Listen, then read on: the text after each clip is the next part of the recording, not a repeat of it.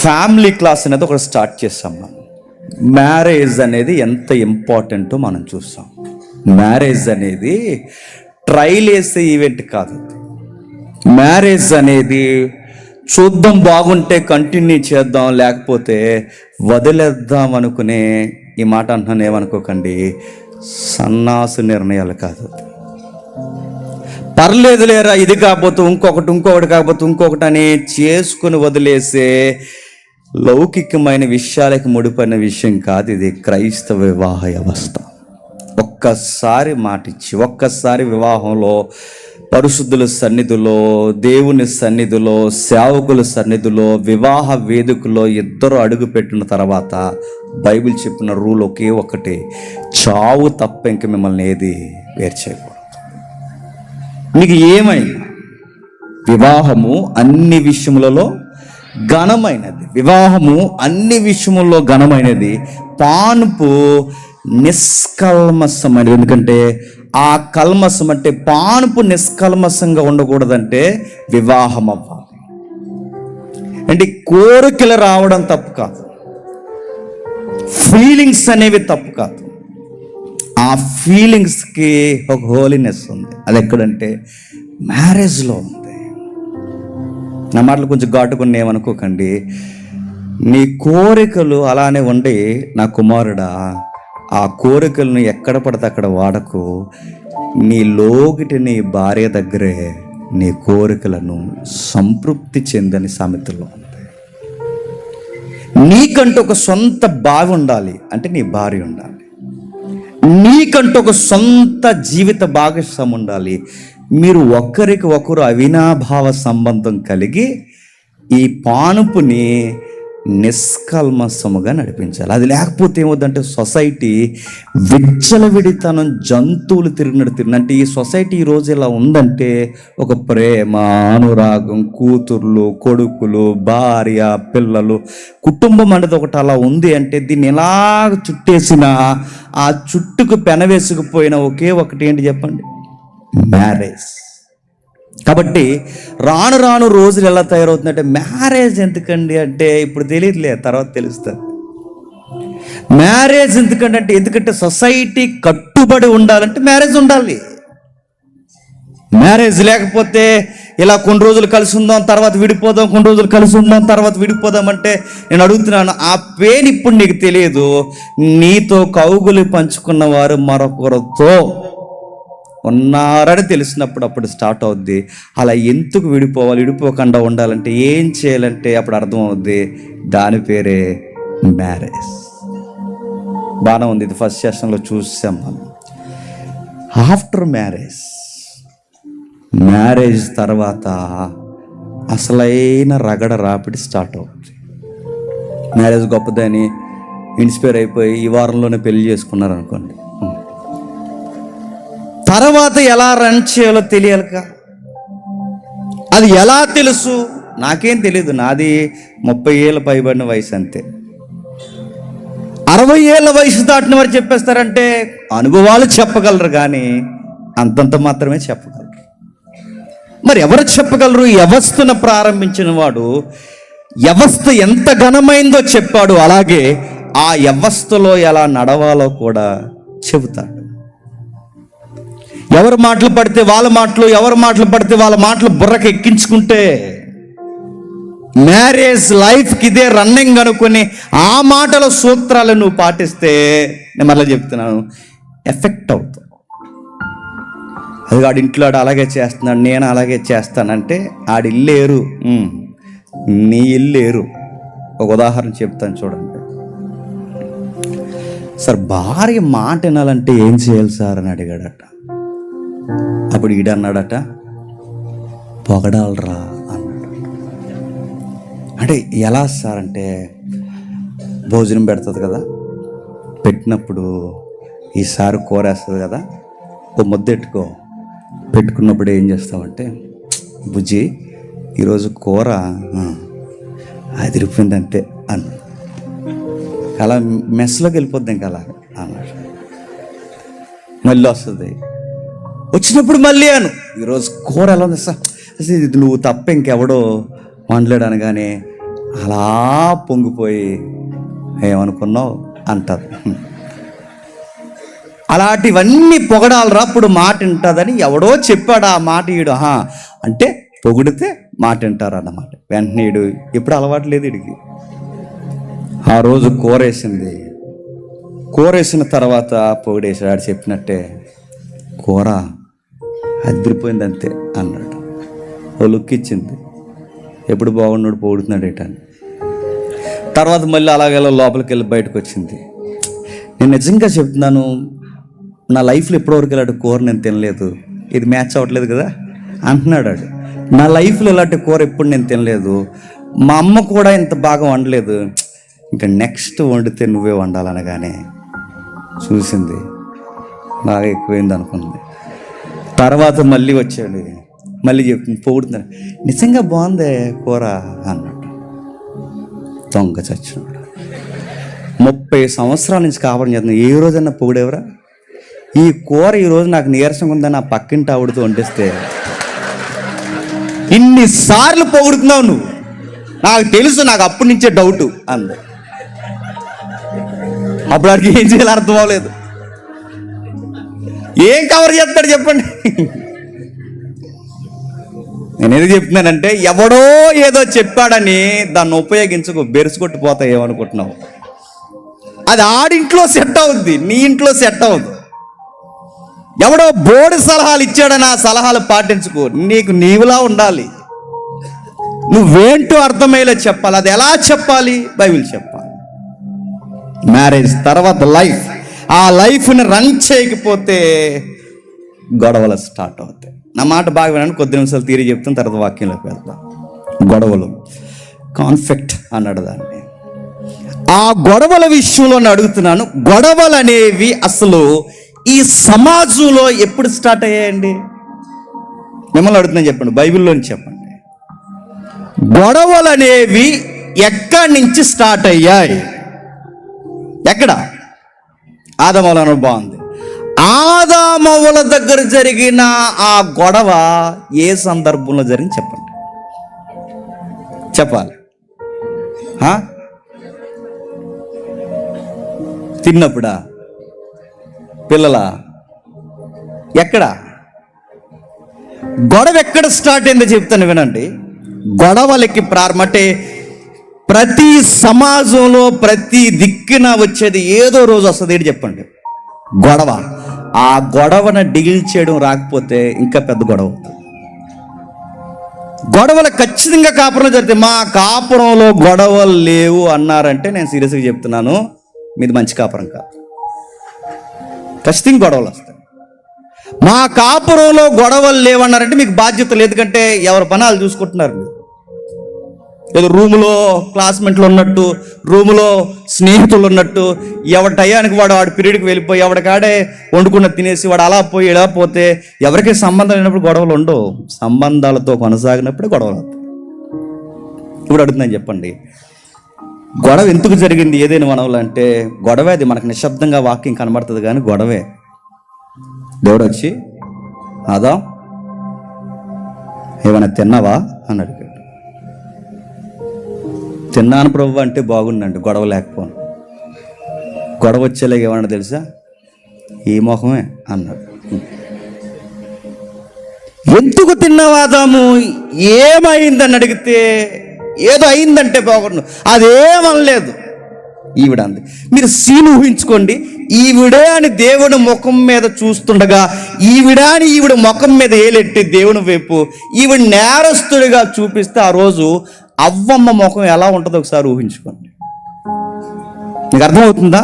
కుటుంబంలో పెద్దలు వచ్చి, ఏరా ఏంటి పెంట గొడవలు ఇంట్లో అన్నప్పుడు వెంటనే ఆ పెద్దలందరి ముందు ఇదే చేసిందంతా అంటే ఆవిడ ముఖం ఎలా ఉంటుందో ఒకసారి చూడండి. గొడవకి పునాది ఎక్కడో తెలుసు. ఇదిగో ఆ గొడవకు పునాది ఆదాము అవ్వమ్మని చూపిస్తున్నాడు. గొడవ స్టార్ట్ అయింది. ఇంకా ఏమున్నాయి బైబిల్లో గొడవలు? అబ్రహాము గారి ఇంట్లో గొడవలు ఉన్నాయి. మీరు ఏ ఫ్యామిలీ అయినా చూడండి, గొడవలు ఉంటాయి. అబ్రహాము గారి ఇంట్లో పిల్లల కోసం గొడవలు, సవితి గొడవలు, ఒకరికి ఒకరు పెత్తనం కోసం గొడవలు. ఎప్పుడు మాట్లాడిన శారమ్మ సలహా ఇచ్చి సంసారాన్ని మొత్తం చెప్పండి ప్రపంచ భవిష్యత్తుని సెడుగుళ్ళాడడానికి చేసింది. ఒకటి కాదు, రెండు కాదు, అబ్రహాము జీవితంలో గొడవలు ఉన్నాయి. అబ్రహాము కూడా తీర్చలేక మౌనమైపోయిన గొడవలు ఉన్నాయి. ఇక యాకోబు కుటుంబాలు అంటాం, ఇక చెప్పకరుద్ది. ఇక ఎన్ని గొడవలు, ఎన్ని ఎత్తుగళ్ళు, అక్క చెల్లి ఎత్తుగళ్ళు, అది ఇది ఇది అది అది అది వాళ్ళు ఎంత ప్రాక్టీస్లు అంటే ఫ్యామిలీ ప్లానింగ్ కోసం కొత్త సూత్రాల కుటుంబంలో ఎతికారు. మీకు తెలుసు, ఆయుర్వేదం వాడాలా, భర్తతో ఏ టైంలో మెయింటైన్ చేయాలి, ఇంకా చెప్పకూడదు కొన్ని విషయాలు. వాళ్ళు చాలా చాలా చాలా రాజకీయ నాయకులు ఎత్తుగళ్ళు వేసినట్టు ఇంట్లో వేసుకున్నారు. గొడవలు ఉన్నాయి. మీకు తెలుసో లేదో, మీకు అర్థమవుతుందో లేదో, దేవుని కుటుంబాలను పిలువబడుతున్న ప్రతి కుటుంబంలో ఏదో ఒకసారి ఏదో ఒక గొడవ చెప్పండి జరుగుతుంది. ఇప్పుడు నా ప్రశ్న, అసలు ఈ గొడవలు ఎందుకు వచ్చాయి? గొడవ జరగని కుటుంబం ఉండదా అంటే ఉండదు. ఉండదంటే ఎలా కుదురుద్దంటే మళ్ళీ తిరిగే చెప్తున్నాను, ఉంటుంది. అది ఎప్పుడు ఉంటుందంటే నీకు మూలాలు తెలియాలి. నెక్స్ట్ మరొక విషయం, డబ్బుల కోసం గొడవలు అవుతాయి. కుటుంబంలో డబ్బుల కోసం గొడవ ఉంది. ఇద్దరిలో ఎవరికి బాధ్యత లేకపోయినా నష్టపోయేది ఎవరు చెప్పండి? ఆవిడ తప్పు చేసిన డబ్బుల విషయంలో నువ్వే ఎఫెక్ట్ అవుతావు, నువ్వు తప్పు చేసిన డబ్బుల విషయంలో ఆవిడ ఎఫెక్ట్ అవుద్ది.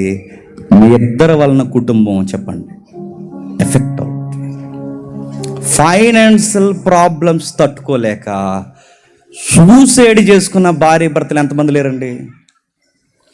ఆర్థిక ఇబ్బందులు ఎదుర్కోలేక, కక్కలేక మింగలేక, అత్తింటికెళ్ళి ఏమీ తేలేక, మామింట్లో ఉండి తినలేక, ఏమీ సర్దుకోలేక, ఫైనాన్షియల్గా దెబ్బల మీద దెబ్బలు తినేసి కుటుంబాలు ఆర్థిక పరిస్థితుల కోసం విడిపోయిన కుటుంబాలు లేవు చెప్పండి. ఎందుకండి? ఆయనతో ఉంటే ఏం షేర్ కూడా కొనలేడండి. ఎందుకండి? దానివల్ల ఏముందండి? నాకు కనీసం నాకు 10 రూపాయలు కూడా కలిసి రాదండి. ఎందుకు విడిపోతున్నారంటే ఏముందండి, ఓ పూట తింటే ఓ పూట తినలేము. ఆయనకి గారు చేసిన వ్యాపారాలకి, ఆయన గారు చేసిన నిర్ణయాలకి చెప్పలేక, కక్కలేక ఆర్థికంగా, అందుకేనండి ఏ పాసిపోయినా చేసుకుని బతికేద్దామని విడిపోయినంత సుఖం లేదనుకుని విడిపోయామండి. ఫైనాన్షియల్ విషయాల కొరకు విడిపోయిన దంపతులు లేరండి. కట్న కానుకలనే ఒక గొడవ అని అడుగుతున్నాను. డబ్బులు మాకు లేవు, ఇదిగో మీ అమ్మగారిని తెస్తావో, మీ నాన్న అడిగి తెస్తావో, నీ పుట్టింట్లో ఏమమ్మి తెస్తావో నాకు తెలియదు, నేను ఇది భరించలేకపోతున్నాను, ఈ అప్పు నేను తీర్చకపోతే నేను బతకలేను, నువ్వు తెస్తావో తేవట్టి అమ్మాయి ఎట్టుకెళ్ళి ఆ ప్రజలు వాళ్ళ అమ్మ నాన్న మేము పెడుతుంది. వాళ్ళ అమ్మ నాన్న ఎక్కడి నుంచి తేవాలో తెలియక నువ్వు ఎక్కడి నుంచి తెమ్మంటావంటే వాళ్ళు ఏదో టమ్మడి తెస్తారు. ఆడ తెచ్చింది ఎంతో కొంత 10-20 తెస్తారు, ఇది ఆడికి సరిపోదు, లోకి నేనంటే మీకు ఎలాగన్నా అని 2 ఆడేస్తాడు. గొడవలు అయిపోతాయి. డబ్బుల కోసం విడిపోయిన కుటుంబాలు చాలా ఉన్నాయి. డబ్బుల కోసం విడిపోయిన కుటుంబాలు, ఎందుకంటే ఇద్దరికి బాధ్యత. అందుకే నేను ఎప్పటి నుంచి అనుకుంటానండి, ఫైనాన్షియల్ మేనేజ్మెంట్ క్రిస్టియన్ ఫ్యామిలీకి ఎలా ఉండాలో ఎప్పుడైనా చెప్పాలండి. డబ్బుల విషయంలో మనకు కొన్ని బాధ్యతలు తెలియాలి. పెళ్ళి అవ్వకముందు ఎలా పడతా అలా ఖర్చు పెట్టుకో, ఏం కాదు. ఎందుకంటే మీ వెనకాల మీ అయ్యి ఉంటాడు, ఏం కాదు. పెళ్ళి అయిన తర్వాత ప్రతి రూపాయిని చాలా జాగ్రత్తగా ఖర్చు పెట్టాలి. ఎందుకంటే నేను నమ్ముకున్న ఒక జీవితం ఉంది, మీ ఇద్దరు నమ్ముకునే చిన్న జీవితాలు ఉన్నాయి. ఇది మెయింటైన్ చేయడం రాకపోతే చచ్చిపోతారు. డబ్బుల కోసం విడిపోయే వాళ్ళు ఉన్నారు. నెక్స్ట్, ఈ అమ్మాయికి బాధ్యత లేకుండా భర్త సంపాదించిన డబ్బుల్ని జలసాగా ఖర్చు పెట్టి సమయం దొరికినప్పుడల్లా వాళ్ళ అమ్మగారింటికి పంపుతుంది అనుకోండి. నేను మళ్ళీ చెప్తున్నాను, మీ అమ్మ నాన్న బాగానే ఉంటారు, కానీ గుర్తుపెట్టుకో, నువ్వు ఎగిరిపోతావు. గుర్తుపెట్టుకో, అమ్మా నాన్నకి అన్నం పెట్టొద్దని అనట్లేదు, అమ్మా నాన్నని చూడొద్దని నేను అనట్లేదు, మీ ఇద్దరు తల్లిదండ్రులని పట్టించుకోవద్దని అనట్లేదు. కానీ ఫైనాన్షియల్ విషయాల్లో వాళ్ళు ఇన్వాల్వ్ అవ్వకూడదు. గుర్తుపెట్టుకోండి, మీ గొడుగు వేరు, వాళ్ళ గొడుగు వేరు. అక్కడ వర్షం పడినప్పుడు ఎలా ఉండాలో వాళ్ళకి తెలుసు, మీకు వర్షం పడినప్పుడు మీ గొడుగు కింద ఎలా ఉండాలో మీకు తెలియాలి. గొడవలు డబ్బుల విషయం. నెక్స్ట్ విలువ. మాకు విలువనివ్వడండి గొడవ. మాకంటే ఎవరంటే చూడండి, ఇలాంటి భేదం వచ్చే మాటలు. మాకంటే మా కుటుంబానికి విలువనివ్వడండి. నేను అడుగుతున్నాను ఈ బుర్రలేని గాడిదల్ని, మా కుటుంబానికంటే ఇంకేం కుటుంబం? మీ కుటుంబం అంటే ఆయన, నువ్వు, ఈవిడ, నువ్వు. మీ కుటుంబం అంటే ఇప్పుడు కుటుంబం మీది. మా కుటుంబానికి విలువనివ్వడంటే ఏ కుటుంబం? మా అమ్మా నాన్నకి విలువనివ్వడండి. వీడంటాడు మా అమ్మా నాన్న సరిగ్గా చూసుకుంటే, వాళ్ళ అమ్మా నాన్న మాత్రం వస్తే కిచెన్ రూమ్లో కూర్చోబెట్టేదని తీసుకెళ్ళి, మా అమ్మా నాన్నగాని వస్తే మాత్రం కనీసం తింటారా అత్తయ్య, తింటారా మావయ్య అని కూడా అడగదండి. గొడవలు. ఇద్దరు వైపు ఉన్న పేరెంట్స్కి విలువ ఇవ్వట్లేదని గొడవలు ఎట్టుకున్న కుటుంబాలు లేవు చెప్పండి. విలువనివ్వట్లేదు. మా అమ్మని నువ్వు సరిగా చూడవే, మా నాన్న మీరు సరిగా చూడరండి, మమ్మల్ని సరిగా పట్టించుకోరండి, అసలు మేము అంటేనే లోకువండి. అడుగుతున్నాను, వెనకాలన్న తలకాయల కొరకు విలువ ఇవ్వట్లేదని గొడవలెట్టుకున్న లూజ్ ఫ్యామిలీస్ లేవా? నారో మైండ్స్ లేవా? చిన్నగా ఆలోచించే కుటుంబాలు లేవా? ఉన్నాయి. వీళ్ళిద్దరికి ముందు విలువ ఏంటో తెలిస్తే అప్పుడు వెనకాల వాళ్ళకి ఇస్తారు విలువ. వీళ్ళిరువురు విలువల కొరకు అంటే వెనకాలన్న తలకాయల కొరకు కొట్టుకునే కుటుంబాలు ఉన్నాయి. మాకు సరిగ్గా మీరు విలువనివ్వట్లేదు. ఫంక్షన్కి వస్తారు, కుటుంబాలతో కలిసి జరిగేది కంటే ఏదో కార్యక్రమం ఫంక్షన్ జరుగుతుంది కాదు, సరిగ్గా ఫంక్షన్లో గొడవ తీసుకుంటారు.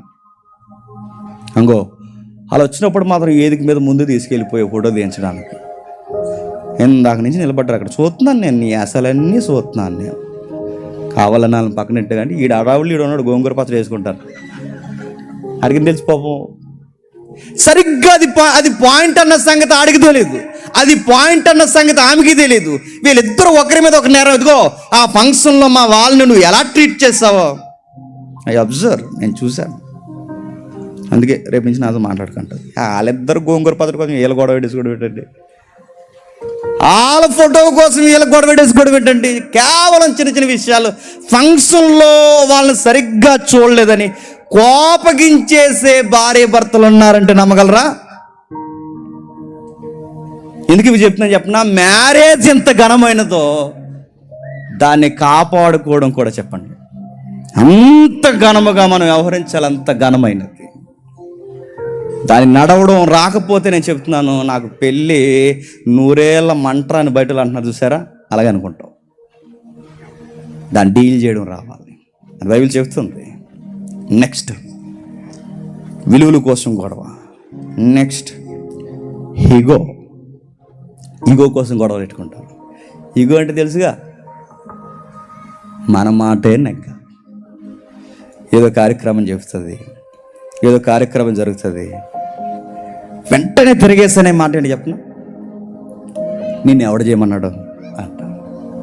ఈగో. నిన్నెవరు చేయమన్నారే అంటాడు. ఈగో. నాకు తెలిసే నువ్వు ఇలాంటిది ఏదో ఎలగబెడతావని. ఈగో. నువ్వు తెలుసు నువ్వు చెయ్యమంటే ఏదో నాశనం చేస్తావు, నాకు తెలుసు. ఈగో అంటే ఆ వర్క్లో ఈయనే గ్రేట్ అన్నట్టు, ఆవిడ ఫెయిల్యూర్ అన్నట్టు, లేదా ఆవిడే గ్రేట్ అన్నట్టు, ఆయన గారి ఫెయిల్యూర్ అన్నట్టు ఈగోల కోసం గొడవలు ఎట్టుకునే వాళ్ళు ఉన్నారు. మాట నగ్గదని. ఇప్పటివరకు బాగానే రెడీ అయ్యావు, ఇప్పుడు ఎందుకు రానన్నావే అంటే వచ్చేసింది వైఫై, వేడి చెప్పండి. ఈగో. నేను రాను, అందరూ చూస్తారు, రాకపోతే రాను, రావి నీకు దండం పెడతానా, రాను. ఎదురు అనుకుంటారా, రాను. ఏమన్నా అన్నవాటి గ్యాస్ స్టవ్ మీద కూర్చున్నాను ఏమనుకున్నావు,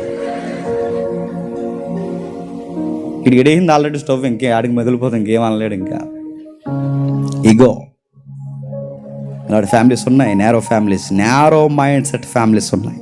ఈగోతో కాపురాలు పోగొట్టుకున్నాను. నేను అడుగుతున్నాను, ఒక్క మాటకి గొడవ పెద్దదైపోయి ఇడిపోయిన కాపురాలు లేవండి చెప్పండి. అంత అయిపోయిన తర్వాత ఎందుకురా గొడవ వచ్చిందంటే ఆ మాట అన్నారండి, ఆ మాటే నాకు నచ్చలేదు. కేవలం ఈగోతో మాట్లాడిన మాటలకి విడిపోయిన కుటుంబాలు లేవు, డబ్బుల కోసం విడిపోయిన కుటుంబాలు లేవు, పొగడ్తల కొరకు మేదేసుకుని విడిపోయిన కుటుంబాలు లేవు, విలువనివ్వట్లేదని విడిపోయిన కుటుంబాలు లేవు. ఇగోని పెద్దపేట వేసుకుని విడిపోయిన కుటుంబాలు లేవు.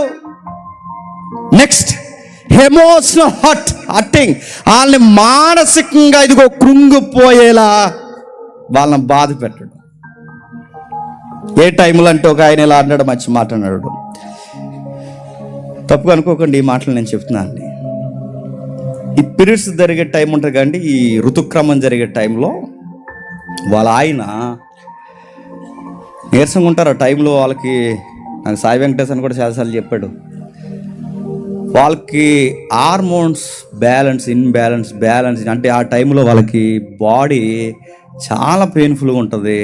ఆ టైంలో చాలా ఇరిటేటింగ్గా ఉంటారు, చికాగ్గా ఉంటారు, నీరసంగా ఉంటారు. ఎందుకంటే ఆ ఓపిక ఆ టైంలో వాళ్ళకి చాలా కృషించుంటుంది. సరిగ్గా అదే టైంలో ఇతగాడు వచ్చి ఏగా వస్తామా అలా పడుకో, నీరసం ఉండి పడుకుంది. ఇటు సరిగ్గా ఆ టైంకి వచ్చి లేగా బట్టలు ఇటు అలా వదిలేస్తావు, అది ఇటు అలా ఉండవు, ఇది ఇటు ఇలా చేస్తావు. ఆవిడంటది, కొంచెం నీరసంగా ఉందండి, సాయంత్రం జాగా. నీకు ఎప్పుడు లేదే నీరసం? నేను వద్దులోకి వచ్చేది నీకు నీరసం, లెగిస్తే. ఆ టైంలో వాళ్ళకి ఎలా ఉంటుంది చెప్పనా, నరకం. ఎందుకంటే ఆవిడ నీరసాన్ని కూడా నువ్వు గుర్తించలేక తన ఇప్పటికే మానసికంగా శారీరకంగా తన నీరసాన్ని అనుభవిస్తుంది అన్న టైంలో కావాలని ఎమోషనల్గా కావాలని ఇంటెన్షనల్గా హట్ అవుతుందని తెలుసు కూడా ఆ టైంలో తనతో పని చేయించడం ఎంత ఎంత ఎంత ఘోరకార్యం చెప్పండి. చేస్తుంది, రేపు చేస్తుంది, ఎల్లుండి చేస్తుంది. చేయకపోతే ఇప్పుడు ఏమన్నా మన ఇంటికి నరేంద్ర మోడీ గారు వస్తారా? ఇప్పుడు చేయకపోతే ఏమన్నా అమెరికా ప్రెసిడెంట్ వస్తాడా? చేస్తుంది, నీరసం ఉందిగా, రోజు చేస్తుందిగా. ఈ 2 రోజులు చేయకపోతే ఏమైంది? అది ఆలోచించరు ఈ మగసిరి గల మగాళ్ళు. ఎందుకు చేయవే అంట. ఆ టైంలో హట్ అవుతుంది. నెక్స్ట్, ఆడవారు కూడా హట్ చేస్తారా అబ్బాయిలనంటే చేస్తారు. ఏమంటారు చెప్పండి? కొన్ని మాటలు మరి తెలుసు అంటారు, తెలియకంటారు, తెలియదు, కానీ వెంటనే అనేస్తారండి వాళ్ళు లూసుగా. పంది ఎక్కువ తిండి ఎక్కువైపోయింది ఈ మధ్య నీకు అందంట. తగ్గించుకోవచ్చు, పందిలాగా అయిపోతున్నావు అందట. ఆడికి ఎలా ఉంటుందండి? నన్ను పంది అన్నావు కదే, అన్నావే నువ్వు నన్ను పంది, నాకు వినబడ్డదు. పంది అని డిసైడ్ చేస్తావు నన్ను కదా, నడుతున్నాను. ఆ మాట అడిగి ఎలా ఉంటుందండి? ఒకప్పుడు ఆయన పులి అంది, ఇప్పుడు పంది అంది. ఈ వేరియేషన్ గమనించుకోడండి. ఫీల్ అవుతాడని తెలిసిన ఆయన పంది అంటే ఆడు ఏమైపోతాడు చెప్పండి? పంది సింహం అయిపోద్ది వెంటనే చెప్పండి. ఇలాంటి మాటలు కావాలని తీరి వినండి, వెళ్దాం, తీరి వినండి. ఇంకా గొడవల తర్వాత, ఈ గొడవల తర్వాత మనం మానసికంగా కృంగిపోదాం. నేను ఒక మాట అడుగుతాను చెప్పండి, గొడవలు ఎలా ప్రారంభమై మనకు అర్థమైంది. గొడవ అయిన తర్వాత నెక్స్ట్ ఏంటి అడుగుతున్నాను చెప్పండి. నెక్స్ట్ ఏం జరుగుతుంది? గొడవ అయిన తర్వాత నెక్స్ట్ ఏం జరుగుతుంది చెప్పండి? గొడవ అయిన తర్వాత ఏం జరుగుతుందండి? అర్థమైంది ప్రశ్న, మళ్ళీ అడుగుతున్నాను. ఫ్యామిలీలో గొడవ అయిన తర్వాత ఏం జరుగుతుంది చెప్పాలి? పంచాయతీయా? నెక్స్ట్ కలకలగా? Next at?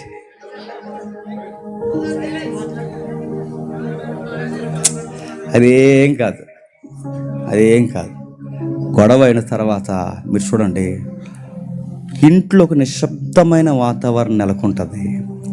ఆ టైంలో నువ్వు ఎప్పుడన్నా గొడవ ఏదైనా పెట్టుకున్నప్పుడు ఆ టైంలో నీకు ఇష్టమైన బిర్యానీ తినలేదు. నలుగురు స్నేహితులతో గొడవ అయిన తర్వాత వెళ్ళు, వాళ్ళతో కుదిరింగా ఉండలేవు. నీ మైండ్ ఆ గొడవ చుట్టే తిరుగుతుంటుంది, అనవసరంగా అన్నానేమో అని. గొడవ తర్వాత ఏం జరుగుతుందంటే ఫీల్ అవుతాం, బాధపడతాం, డిప్రెషన్లోకి వెళతాం. వద్దన్న మనసు మెల్లమెల్లగా చెబుతుంది. ఏమని చెప్తుంది తెలియదు, ఛే ఈ గొడవ జరగకుండా ఉంటే బాగుండే, ఎంత బాగుండేవారు ఆ ఫ్యామిలీలో. ఇంకా చెప్పనా, ఆ ఎఫెక్ట్ అలా అలా పడిపోయా, దాని ఎఫెక్ట్ ఎక్కడ పడుతుంది తెలుసా? హెల్త్ మీద పడుతుంది. గొడవ తర్వాత ఏం జరుగుద్ది? అనారోగ్యం పాలైపోతారు. ఎందుకంటే తిండి తినరు. ఎప్పుడైతే తిండి తినరో, కోపగించి కూర్చుంటారు, ఆరోగ్యం తేడా వచ్చేస్తుంది. కళ్ళు లొట్టలు పోతాయి, బీపీ షుగర్స్ లెవెల్స్ మారిపోతుంటాయి, కీళ్ళ నొప్పులు వస్తాయి, తలనొప్పి వస్తుంది, బాడీ పెయిన్స్ వస్తుంది, ఈ స్టమక్లో తేడా తేడా రసాయనాలు ఊరతాయి. ఎందుకంటే ఆకలితో ఉన్నావు. గ్యాస్ట్రిక్, అల్సర, పేగొరుపులు రకరకాలు వస్తాయి. ఆ గొడవ తర్వాత నువ్వు ఎదుర్కొనే ఎఫెక్ట్ ఏంటి చెప్పినా, నీ హెల్త్ డిస్టర్బెన్స్ అయిపోతుంది, నీ ఆరోగ్యం పూర్తిగా పాడైపోతుంది. దాని ఎఫెక్ట్ ఎక్కడైనా, గొడవ జరిగిన తర్వాత ఎడముఖం పెడముఖం ఎవరో ఒకరు మూలకు పోయి ఏడుస్తారు. ఎక్కువ చీకట్లో ఉంటే ఏం జరుగుద్ది చెప్పండి? ఎక్కువగా ఒంటరిగా ఉంటే ఏం జరుగుద్ది? సైతాన్ లక్షణాలు వచ్చేస్తాయి. నిజంగానే మాటని మూర్ఖుల్ని, మాటనైన ఖైదీల్ని, మూర్ఖులైన నేరస్తుల్ని ఏ గదుల్లో పడేస్తారు చెప్పనా? చీకటి గదుల్లో పడేస్తారు. ఎందుకు? వాడికి ఎప్పుడైతే చీకటి గదుల్లో పడేశారో ఆడి నేర ప్రవృత్తి కలిగిన ఆడి మైండ్ డల్ అయిపోతుంది, నీరసించిపోతాడు. వెలుగులో తిరిగిన వీడు ఇప్పుడు చీకట్లో గంటలు రోజులు సంవత్సరాలు ఆ చీకట్లు ఉండేసరికి వాడు వెలుగును చూడలేడు, డల్ అయిపోతాడు. ఎప్పుడైనా చూడండి, చీకట్లో ఎక్కువగా ఉంటే మైండ్ డల్ అయిపోతుంది. ఎప్పుడైనా నిద్ర రావాలంటే ఏం ఆపేస్తాను చెప్పండి? లైట్ ఆపేస్తాను. ఎందుకు? నువ్వు లైట్ ఎక్కడ ఆపుతావు, ఇది కూడా లైట్ ఆపుకుంటుంది. గుర్తుపెట్టుకోండి. రెస్ట్ తీసుకుందాం అనుకుంటా. ఎక్కువ గొడవలు పెట్టుకుని, ఒంటరిగా ఎక్కువ గొడవలు పెట్టుకుని చీకట్లు ఉండి ఇదో రకమైన యాటిట్యూడ్ నేర్పించారండి తెలుగు సినిమా వాళ్ళందరూనే. గొడవ అయిపోయిన వెంటనే అలా మెల్లగా గోదావరి కొట్టిన అలా నడవడం, అలా పైకి చూడడం, పక్షులు వైపు చూడడం, గోదావరి వైపు చూడడం, ఆడపడుకోవడం, ఇలాగ అనుకోవడం, ఫీల్ అయిపోవడం కూడా పెద్ద ఫ్యాషన్. చీకట్లోకి వెళ్ళిపోయి కాళ్ళ మీద మోకాళ్ళ మీద చేయలెట్టుకోవడం, అలా డల్గా ఉండడం, ఫీల్ అయిపోతుందని తెలిసి ఇంకా ఫీల్ అయిపోవడం, అలా ఇంకా ఫీల్ అయిపోయి ఆ టైంలో సాడ్ సాంగ్స్ వింటారు, సాడ్ మ్యూజిక్స్ వింటారు, సాడ్ ఫీలింగ్స్లోకి వెళ్తాను. అడుగుతున్నాను, సామెతలో ప్రసంగిలో సామెతల్లో మాట అన్నాడు జ్ఞాని అయిన సొలొమోను, రే బాధల్లో ఉన్నప్పుడు దుఃఖకరమైన కీర్తనలు వినకరా చచ్చిపోతావు అన్నది బైబిల్. నాకు ఆ టైంలో ఆ సాంగ్స్ నచ్చితే, ఆ సాంగ్స్ ఎలాంటి చెప్పినా, ఓ సాంగ్ చెప్పండి, సాడ్ సాంగ్ ఏదన్నా. ఆ టైంలో ఆడ సాంగ్స్ వింటాం. నా బ్రతుకు దినములు అనగా బ్యాగ్ ఇలా వేసుకుని రైల్వే స్టేషన్లో నడిచి వెళ్ళిపోయి లెక్కించాను మా ఫీల్ అయిపోయి, నా బ్రతుకు మార్చుకుంటే బ్రద్దాన్ని వదిలేతనేది అలాగ అట్ట ఇంకా చచ్చిపోతాయో అనుకుంటున్నాం సాడ్ సాంగ్స్ వినకండి. నెక్స్ట్ హెల్త్ డిస్టర్బెన్స్ అవుతుంది. నెక్స్ట్ అండి, ఎంప్లాయీస్ ఉంటే నేను చెప్తున్నాను, మీ గొడవ నీ ఉద్యోగం మీద పడుతుంది. గుర్తుపెట్టుకో. ఎందుకంటే వర్క్ చేయలేవు అక్కడ. నీ మైండ్ కుదురుగా లేనప్పుడు నీ యజమాని చెప్పిన వర్క్ మీద నువ్వు ఫోకస్ పెట్టగలవా? పెట్టలేవు. ఒకటి చేస్తావు, నీ వలన కంపెనీ నష్టపోతుంది, నీ వలన వాళ్ళకి తేడా కొడితే నీ వలన నష్టాలు చూస్తారు. చివరికి ఎక్కడ గొడవ అక్కడ ఎఫెక్ట్ అవుద్ది, అక్కడ వాళ్ళు తిడతారు, ఇక్కడ ఇంట్లోనే గొడవలు అవుతున్నాయి. అటు ఇటు రెండు ప్లేసుల్లో ఉండలేక చివరికి మనశ్శాంతి ఎదుర్కొంటావు. ఆ మనశ్శాంతి ఏంటి చెప్పనా? ఎక్కడ్రా మనశ్శాంతి దొరుకుద్దంటే, కొంతమంది పోతే తాగడానికి పోతారు, కొంతమంది పోతే దూరంగా వెళ్ళిపోతారు, కొంతమంది మాట అంటున్నాను ఏమనుకోకండి, ఏదో ఒక చెడు వ్యసనానికంటే ఈ వ్యభిచార సంబంధం పెట్టేసుకుంటారు. ఎందుకంటే వాళ్ళకి పీస్ కావాలి. ఆ మనశ్శాంతి డ్రింకింగ్లో అయినా ఎదుగుతారు, ఆ మనశ్శాంతి దూరంగా అయినా పోతారు. ఆ మనశ్శాంతి కొరకు వాళ్ళు ఏం చేస్తారు చెప్పినా, ఏదో ఒక వ్యక్తితో అక్రమ సంబంధం పెట్టి, ఎందుకంటే ఇక్కడ దొరకని మనశ్శాంతి చెప్పండి అక్కడ ఎత్తుకుంటారు. గొడవల వలన వెనకాల ఏం జరుగుతాయి అంటే చెప్పండి, ఆరోగ్యాలు పాడైపోతాయి, ఇల్లంతా గలగల్లాడుతున్న ఇల్లు నిశ్శబ్దం అయిపోతుంది, ఒంటరులు అయిపోతారు, ఆర్థిక ఇబ్బందులు వచ్చేస్తాయి. నెక్స్ట్ నీ ఉద్యోగం, నీ పని మీద కూడా ఆ ఎఫెక్ట్ పడిపోతుంది. గొడవ అయిపోయిన తర్వాత, ఈసారి మీరు అబ్జర్వ్ తీరి వెళ్దాం ఇంకా వాక్యంలో. గొడవ అయిపోయిన తర్వాత ఒకవేళ ఇప్పటికే మీకు పిల్లలు ఉంటే ఆ పిల్లల్ని మీరు అబ్జర్వ్ చేయండి. గొడవ అయిన తర్వాత పిల్లలు ఎవరి పక్షానికి చేరతారండి? చెప్పండి. రెండోసారి చెప్పండి. గొడవ అయిపోయిన తర్వాత ఎదుగుతున్న పిల్లలు ఎవరి పక్షానికి చేరతారు? చెప్పాలి. అమ్మ పక్షాన వాళ్ళు చేయొద్దండి. అమ్మలందరూ ఎత్తేసారు, మీరు ఎత్తారు. నాన్న పక్షాన వాళ్ళు చేయొద్దండి. ఒక విషయం చెప్పండి, ఇద్దరు ఎత్తారేంటి మరి సిగ్గుకరంగానే. అమ్మ పక్షాన నాన్న పక్షాన కాదండి. దొడ్డ ప్రసాద్ అనియ, డేవిడ్ డానియల్ అందరు క్లాసులో చెప్పారుగా, వాళ్ళకి తెలియని యాక్టింగ్ ఉంటుంది. వాళ్ళు ఎవరి పక్షాన్ని చేరతారు చెప్పనా? వాళ్ళ ఇద్దరిలో ఎవరి దగ్గర బడ్జెట్ మెయింటెనెన్స్ ఉందో చెప్పండి, వాళ్ళ పక్షాన్ని చేరతారు. మనకు అన్నీ ఎవరు కొనివ్వగలరు చెప్పండి, ఆ లెక్కలు వేసుకుంటారు. నాన్న దగ్గర ఉంటే చాక్లెట్లు దొరుకుతాయి, అమ్మ దగ్గర ఉంటే ఏముంటుంది, పచ్చడి సానం పెట్టేస్తుంది. అందుకే నాన్న దగ్గరికి వెళ్ళిపోతారు. ఆ లెక్కలు వేసుకుంటారు. తెలుసా, గొడవల తర్వాత పిల్లలు అదో రకమైన స్వార్థ బుద్ధి వస్తుంది. ఎవరితో ఎలా మెయింటైన్ చేయాలో వాళ్ళు ఖచ్చితంగా నేర్చుకుంటారు. మరో మాట చెప్పనా, ఇంట్లో ఎప్పుడైనా గొడవ, ఈ మాట చాలా సీరియస్గా తీసుకోండి. ఇంట్లో ఎప్పుడైనా గొడవ అయితే ఆ ఎఫెక్ట్ వెళ్తే కాదు, మనీ డబ్బు విషయంలోనే కాదు, జాబ్ విషయంలోనే కాదు, నీ మైండ్ విషయంలోనే కాదు, దాని తీవ్రత ఎదుగుతున్న పిల్లల మీద పడుతుంది. ఆ ఎదుగుతున్న పిల్లల మీద పడితే వాళ్ళకి ఇంట్లో నిశ్శబ్దమైన వాతావరణం, ఎక్కువ ఇంట్లో ఉండలేదు. ఎందుకంటే ఇంటికి వచ్చిన వెంటనే ఇద్దరు ఆ క్యాసెట్లు ఆపరు, ఆ క్యాసెట్లు అలా తిట్టుకుంటూనే ఉంటారు. ఆ రికార్డులు ఆగవు. ఇంకా వచ్చిన వెంటనే ఈవిడ మొదలెడుతుంది, వచ్చిన వెంటనే ఈయన మొదలెడతాడు. ఇలా తిట్టుకుంటారు. వాళ్ళు ఏ స్కూల్ నుంచో కాలేజీ నుంచో వస్తారు.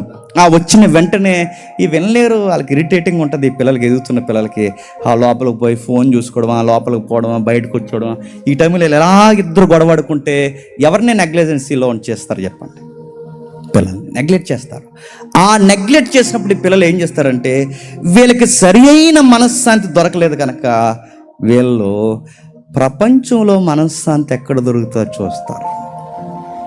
ఎక్కడ దొరుకుతుంది? సినిమాలు. నెక్స్ట్ ఆ జోన్కి వెళ్ళే వాళ్ళు వెళ్ళిపోతారు. ఇంకెక్కడ దొరుకుతుంది ప్రేమ, మనశ్శాంతి?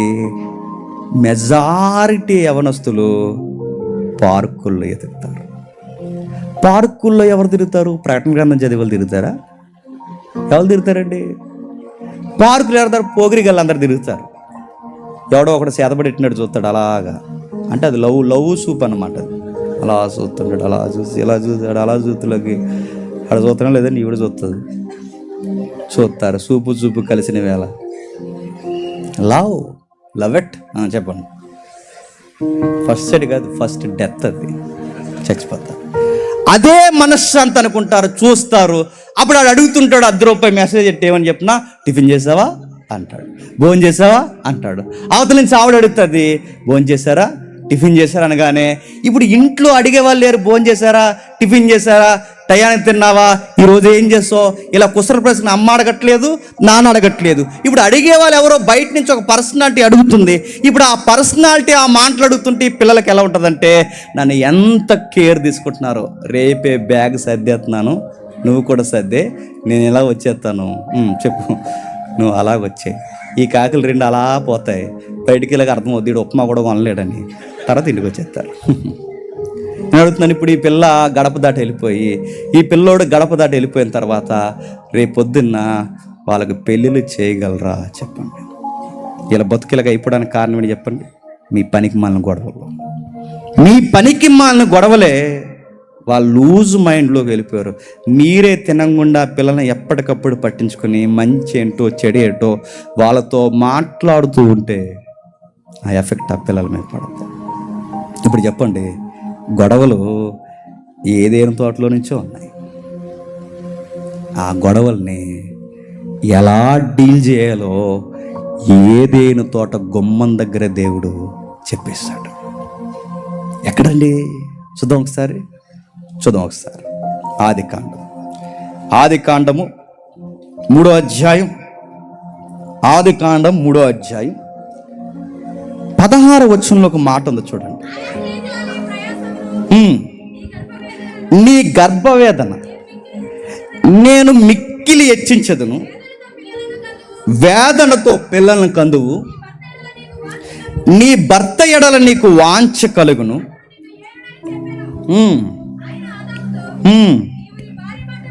నీవు నీ భార్య మాట విని తినవద్దని నేను నీకు ఆజ్ఞాపించిన. చాలు, ఈ మాటలు ఏమి వద్దు, ఇవన్నీ మనకు తెలిసిన మాటలే. ఒకే ఒక్క మాట తీసుకుందాం అక్కడ. నీ భర్త ఎడల నీకు వాంఛ. చాలా తీవ్రమైన మాట ఉన్నది. నీ భర్త ఎడల వాంఛ, వాంఛ అన్నాడు. ఎవడో రాశాడట పుస్తకం, హౌ టు హ్యాండిల్ వైఫ్, భార్యని ఎలా హ్యాండిల్ చేయాలని 5,000 పేజీల పుస్తకం రాశాడట. తర్వాత తిరగేసి ఒకడు అన్నాడు, వాడికి ఎలా హ్యాండిల్ చేయాలి తెలకే చెప్పండి, అన్ని వేలు పుస్తకం రాసేసాడు. బైబిల్లో 1000 పేజీలు లేవండి భార్య భర్తల కొరకు, సింగిల్ లైన్ వర్డ్స్ ఉన్నాయి. సింగిల్ ట్రాక్ మీద చెప్పాడు, 1000 పేజీలు కాదు, సింగిల్ ట్రాక్ మీద భార్యను ఎలా ఎలా ఎలా ఎలా కాపురం చేయాలి, భర్తతో ఎలా కాపురం చేయాలి. ఇలా జరుగుతున్న వేళ ఈ ప్రశ్నలు ఇంకా లేవనెత్తబడక మునిపే ఏదేను తోట గుమ్మం దగ్గరే మొట్టమొదటి కాపురానికి సూత్రం చెప్తున్నాడు. నీకు విషయం చెప్తున్నా అవ్వా, నీకు విషయం చెప్తున్నాను, నీ భర్త ఎడల నీకు వాంఛ అంట.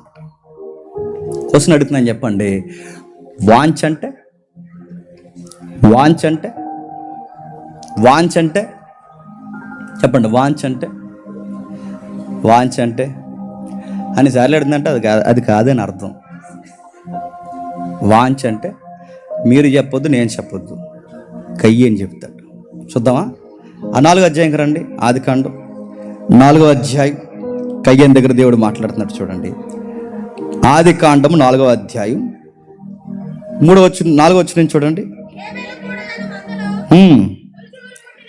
అలా చూస్తూ వస్తూ 6వ వచనంలో, యెహోవా కయ్యనుతో, నీ కోపమేలా, ముఖము చిన్నబుచ్చుకొని ఉన్నావేమి, నీవు సత్క్రియ చేసిన ఎడల తలెత్తుకొనవా, సత్క్రియ చేయని ఎడల వాకిట పాపము పొంచి ఉండును. నీ ఎడల దానికి వాంఛ, నీ ఎడల దానికి వాంఛ. అవ్వా, నీ భర్త ఎడల నీకు వాంఛ. కయ్యేను, నీ ఎడల దానికి వాంఛ. 2 ఈక్వల్, 2 ఇబ్రూ శబ్దాలు ఒకే అర్థానికి సంబంధించినవి. వాంఛ. కయ్యేని సందర్భంలో నుంచి భార్య భర్తలను చూడండి, ఏముంది? ఇదిగో వాంఛ. వాంఛ అంటే అది మూల పదంలో ఎలా రాశాడు తెలుసా? ఇబ్రీలో ఇలా రాశాడు, ఏమనంటే, బయట ఒక పులి కాసు కూర్చుందట, బయట ఒక సింహము ఎలుగుబంటి కాసు కూర్చున్నాయట. ఆ సింహము ఎలుగుబంటి దేనికి గుర్తంటే అది సింహము ఎలుగుబంటి కాదు, పాపం. ఒక మృగము ఒక మనిషిని ఎలా మింగేయాలని కాసు కూర్చుంటాదో, అంటే ఈడు ఎప్పుడు బయటకు వస్తాడా, ఎప్పుడు మింగేద్దామా అని వాకిట్లో ఒక మృగం ఎలా ఉంటాదో, అంటే వీడిని ఎప్పుడు నా అండర్లోకి తీసుకుని మింగేయాలా, ఈయన ఎప్పుడు నా అండర్లోకి తీసుకుని మింగేయాలా, ఈయన ఎప్పుడు నేను మింగేయాలా అనుకునే అర్థం వచ్చే దాన్నే చెప్పండి వాంఛ. ఇప్పుడు మీకు అర్థం అవ్వాలి. నీ భర్త ఎడలా చెప్పండి నీకు వాంఛ అన్నాడు. వాంఛ అంటే ఆయనను నువ్వు కంట్రోల్ చేయాలనుకుంటావా, బట్ ఆయన నిన్ను కంట్రోల్ చేయాలనుకుంటాడని మాత్రం మర్చిపోకు.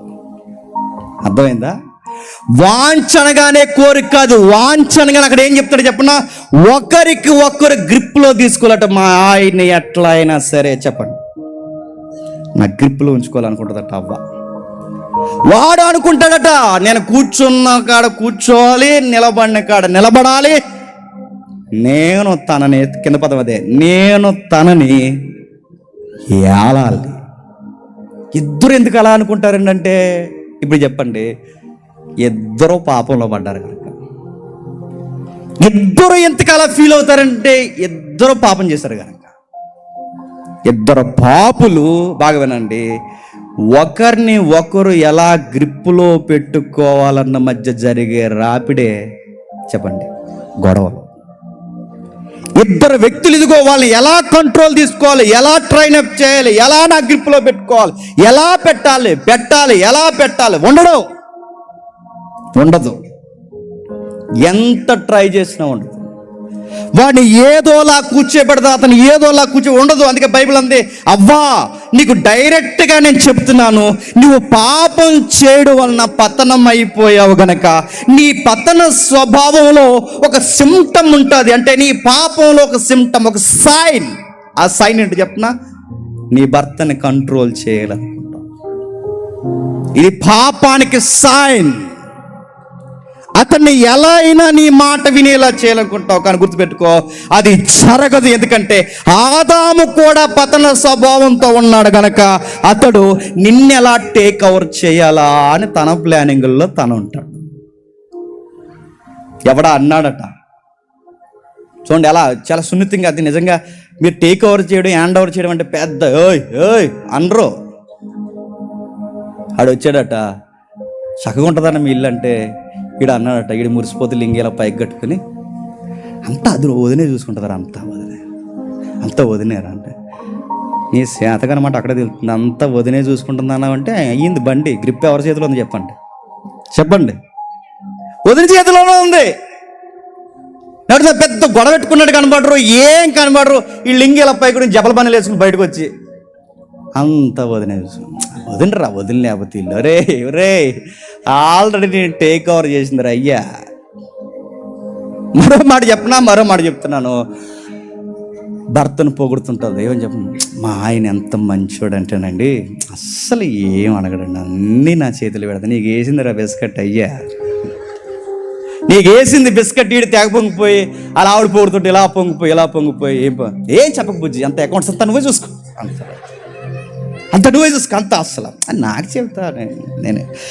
నేను బిలీవ్ చేస్తున్నాను. నేను అయిపోయావు, చాలా నాగ్గా అయిపోయావు. గుర్తుపెట్టుకో, కొట్టేసుకుని టేక్ ఓవర్లో కొట్టుకోరండి. ఇది ఒక యాంగిల్ ఉంది ఫ్యామిలీస్లో, తెలియకుండానే కంట్రోల్ చేస్తా.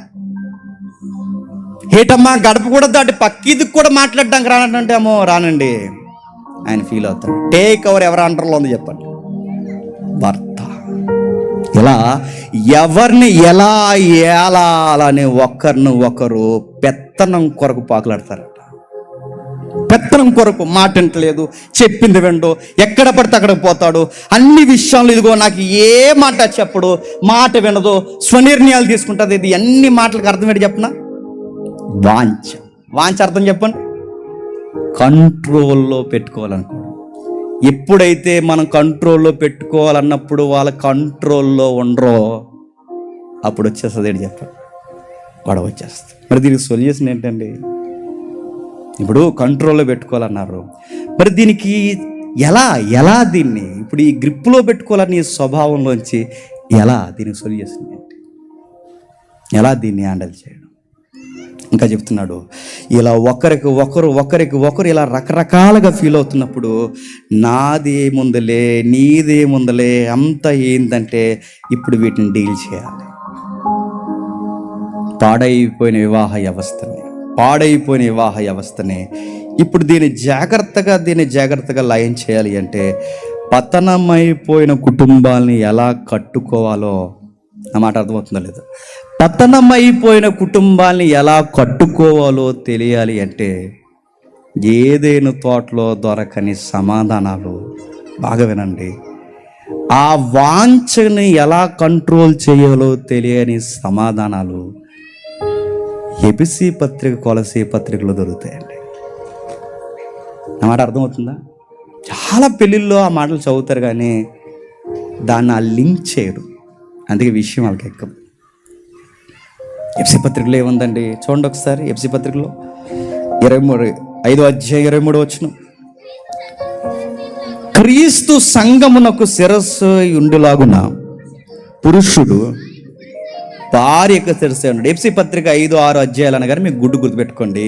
అక్కడ ఏముంటుందంటే భర్త ఎలా ఉండాలో ఉంటుంది, భార్య ఎలా ఉండాలో ఉంటుంది, పిల్లలు ఎలా ఉండాలో ఉంటుంది. అంటే ఒక ఫ్యామిలీ గొడవలు లేకుండా ఎలా నడవాలో తెలియాలి అంటే చెప్పండి ఈ గొడవలకి మూలమైన ఏదైనా వనం గొడవల దగ్గర నుంచి ఈ రోజు గొడవల వరకు సమాధానాలు కొలసి ఎపిసి పత్రిక క్రొత్త నిబంధన సంఘపు పత్రికల దగ్గర దొరుకుతుంది. ఏం రాశాడంటే చూడండి ఒకసారి, అదే 23 వచనం చదవండి. క్రీస్తు సంఘమునకు శిరస్సై ఉండలాగున పురుషుడు భార్యకు శిరస్సై ఉన్నాడు. క్రీస్తే 22 వచనం అనుకుంటా, ఒకసారి చూడండి. స్త్రీలారా ప్రభువునకు వలె మీ సొంత పురుషులకు, ఎన్నోసార్లు చదివేస్తాం, కాస్త ఆగి చదవండి. నీ సొంత పురుషులకు లోబడి ఉండండి. నీ సొంత పురుషులకు లోబడి ఉండండి. నీ సొంత పురుషులకు లోబడండి. ఎందుకు లోబడాలి చెప్పండి? పాపము చేసిన తర్వాత అవ్వలోకి వచ్చిన పతనమైన స్వభావం ఏంటి చెప్పండి? లోబడాలనుకోలేదట. చెప్పండి చెప్పండి. కంట్రోల్లో పెట్టాలనుకుందట. దేవుడు ఏమన్నా చెప్పిన, అమ్మ అవ్వా కంట్రోల్ చేయడం కాదు, చెప్పు, లోబడు. దానికి అదే సొల్యూషన్ గుర్తుపెట్టుకో. నీ కాపురం పచ్చగా ఉండాలంటే ఆయన ఎలా గ్రిప్పులో ఎట్టుకోవాలని కాదు, ఆయనకు లోబడు. నువ్వు చేయాల్సిన మొదటి పని ఇది. చాలా మంది తిరిగేసి అడ్డగోలు కోసం అడిగేస్తున్నారు. ఏమనంటే ఆడు మూర్ఖుడండి, పనికి మాలినోడండి, కొడతాడండి, అదండి ఇదండి, అలా ఉంటాడండి, ఇలా ఉంటాడండి, అర్థమవుతండి, ఏది పడితే అది మాట్లాడతాడండి. ఇలాగే ప్రతిదానికి లోబడుతూ ఉంటే లోకువైపోతాం కదండి అన్నదట. నేను మాట్లాడుతున్నాను, నువ్వు ఇచ్చి బోడెవరలన్నీ ఇలా టోలు ఉంటారని ఈ పుట్టించిన దేవుడు తెలియదండి. నా మాట మీకు అర్థమైందో లేదు? ప్రతి కుటుంబం ఒకలాగే ఉండదు. మూర్ఖులు ఉంటారు, దుర్మార్గులు ఉంటారు, తాగుబోతులు ఉంటారు, వ్యభిచారులు ఉంటారు, రకరకాల వ్యక్తులు ఉంటారని దేవుడు తెలియదు? ఉంటారని తెలుసు. మరి తెలిసిన లోబడని ఒకే ఒక్క లైన్ 5000 పేజీలు రాయలేదు ఆయన. భార్యని భర్తని ఎలా హ్యాండిల్ చేయాలో 5000 పేజీలు ఒకే ఒక్క పేజీలో ఒకే ఒక్క మాట రాశాడు. ఆ మాట ఏంటి తెలుసా? లోబడు. సింగిల్ లైన్ ఆన్సర్ అంతే. ఆడు ఎలాటోడైన లోబడ. మంచోడు కాదండి, అది మ్యారేజ్కి ముందు ఉండాలి, మ్యారేజ్ అయిపోయింది. లోబడంతే. ఎలాగంటే లోబడు లోబడు లోబడంతే. లోబడ్డం అంటే కాస్త ఇలా ముందు కొంగు నడవమని కాదు. లోబడంటే ఆయన కంట్రోల్ చేయాలనుకోవడం మానే ఆయన మాట వినడం నేర్చుకో. నీ మాట వినాలన్నది పక్కన పెట్టు, ఆయన మాట కథ చెవికి ఎక్కించుకోవడం నేర్చుకో. అవ్వలో వచ్చిన వాంఛ స్వభావం పోవాలి అంటే ఆడవారికి సూత్రం ఏంటి చెప్పండి? వేరే దిక్కేమీ లేదు, లోబడాలంతే. లోబడ్డం అంటే బానిసరకం అనుకోకండి. లోబడ్డంలో బైబిల్ ఏముందో చెప్పనా? ఇందులో యుక్తి అంటే తెలివైన లక్షణం అంట. తెలివైన ఇల్లాలు ఏం చేస్తుందో చెప్పనా? ఇంట్లో ఉన్న రాపిడిని ఈదెక్కకుండా లోబడి కాపాడుకుంటుంది. కొలసి పత్రిక చూడండి, కొలసి పత్రిక 3వ అధ్యాయం, కొలసీలకు రాసిన పత్రిక 3వ అధ్యాయం 18వ వచనం. భార్యలారా మీ భర్తలకు విధేయులయుండుడి, ఇది ప్రభువును బట్టి యుక్తమై ఉన్నది. భర్తలారా ఏటట?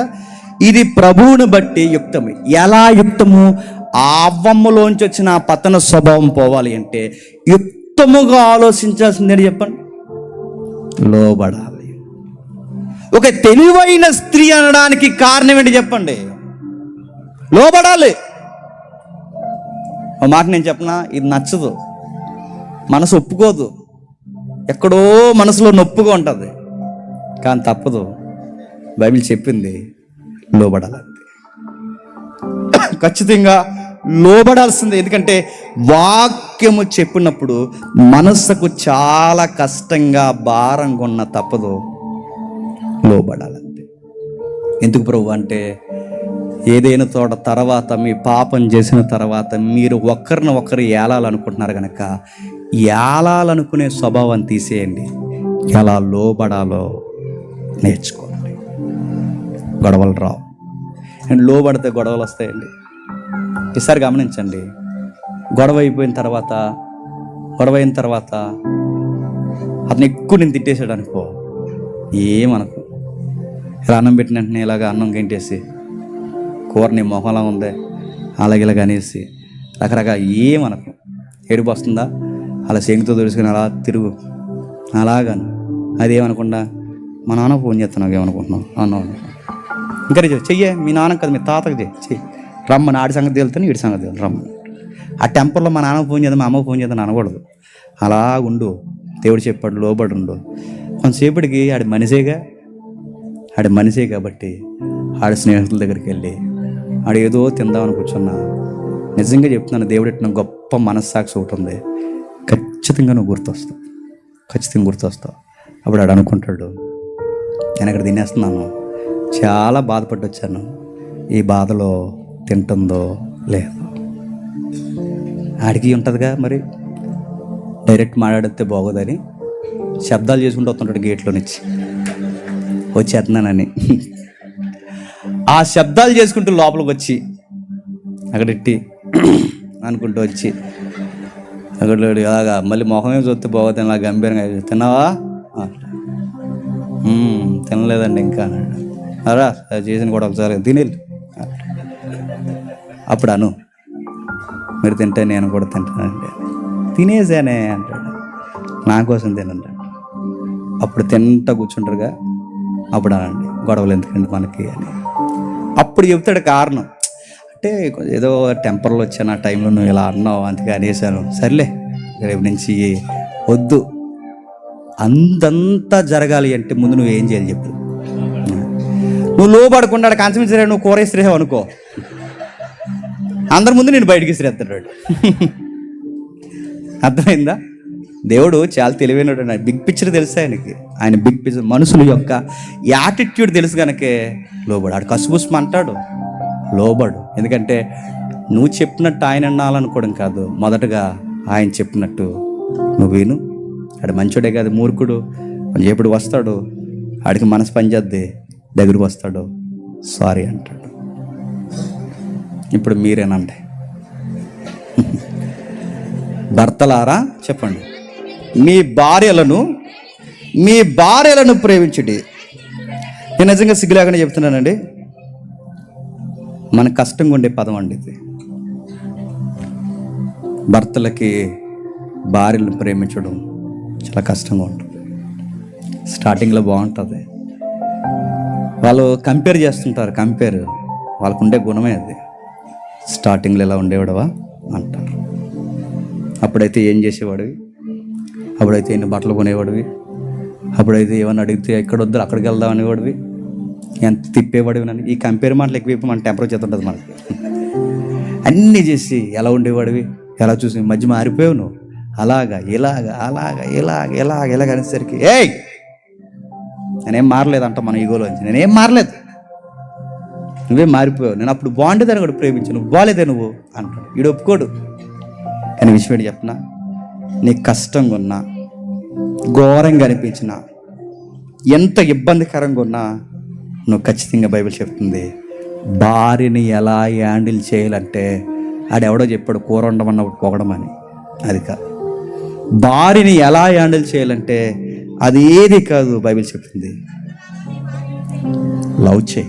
చూసారా వాళ్ళకి ఎంత బాధ ఉందో, గట్టి చదివేస్తున్నారు చూసారా. వాళ్ళు ఎక్స్పెక్ట్ చేస్తారు అది ప్రేమించాలి. ఏం చేయాలంట, మన ఫోన్ లవ్ చేస్తాం, అమ్మ నాన్న లవ్ చేస్తాం, స్నేహితులు లవ్ చేస్తాం. ఎవరిని ప్రేమించని చెప్పండి, భార్యను ప్రేమించడం. పురుషులకి నచ్చినా నచ్చకపోయినా చెప్పండి, భార్యను ప్రేమించాలి. ఆదామవ్వల దగ్గర నుంచి గొడవలు పోవాలి అంటే, వాంఛనే ఆ పాపపు సింటమ్ను బయటికి తీసేయాలి అంటే భార్య లోబడాలి, భర్త ప్రేమించాలి. అది బయటికి తీసివేయాలంటే ప్రేమించాలి,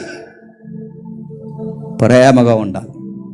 ఎఫ్సి పత్రిక ఏం చెప్తుంది చెప్పనా, రే నీ శరీరాన్ని ఎంత బాగా ప్రేమిస్తావో నీ భార్యని అంత బాగా. నీ ఒంటి మీద మచ్చ వస్తే ఎంత కంగారు అయిపోతావురా, నీ దేహంలో నీ అవయవానికి ఏదైనా జరిగితే ఎంత ఫీల్ అయిపోతావు, నీ ముఖం మీద ఏదన్నా తేడా కనబడితే ఎంత సర్దేసుకుంటావు? నీ దేహాన్ని ఎంత ప్రేమిస్తున్నావు? నీ దేహం కన్నా అంతగా చెప్పు నీ భార్య. ఎందుకంటే ఇప్పుడు నీ దేహము ఆవిడ దేహము నువ్వు ఆవిడని ప్రేమించు. ప్రపంచంలో మనల్ని బాగా ప్రేమించేది ఎవరు చెప్పండి? ప్రపంచంలో మనల్ని బాగా ప్రేమించేది నన్ను నేనే ప్రేమించుకుంటాను. ఇప్పుడు నన్ను నేను ప్రేమించుకోవడం మానేసి ఎవరిని ప్రేమించాలి చెప్పండి? నేనైనా నా ఉనికి ఆవిడలో ఉంది కనుక చెప్పండి ఆవిడని ప్రేమించాలి. ఈ మాటలు నచ్చో కొంచెం మందికి ఎటకారంగా ఉంటాయి. ఒక మాట నేను చెప్పనా, బైబిల్లో అట ఎఫెసీ పత్రిక చదువుతుంటే ఆ వధువైన సంఘానికి వరుడైన క్రీస్తు ఆ అమ్మాయిని చూసినప్పుడు మచ్చలు, డాగులు రకరకాలుగా ఉందంట తన భార్య.